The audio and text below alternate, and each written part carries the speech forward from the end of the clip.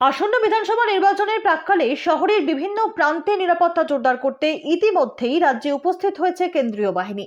শহর কলকাতায় মোট 12 কোম্পানি কেন্দ্রীয় বাহিনী এসেছে এখনো পর্যন্ত। বুধবার তালতলা থানা এলাকায় কেন্দ্রীয় বাহিনীর রুট মার্চ অনুষ্ঠিত হয়। এলাকায় সাধারণ মানুষের মধ্যে নিরাপত্তা এবং আস্থার পরিবেশ গড়ে তুলতেই এই রুট মার্চের আয়োজন করা হয়। কেন্দ্রীয় বাহিনীর জওয়ানরা তালতলা থানার অন্তর্গত বিভিন্ন গুরুত্বপূর্ণ রাস্তায় রুট মার্চ করেন। সঙ্গে ছিলেন কলকাতা পুলিশের আধিকারিকরাও। ইতিমধ্যেই নির্দেশ দিয়েছে বা ইতিমধ্যেই যে বৈঠক শীর্ষ পর্যায়ে পুলিশের শীর্ষ পর্যায়ে আপডেট করে ঢাকা কমিশন থেকে আপডেট করে ঢাকা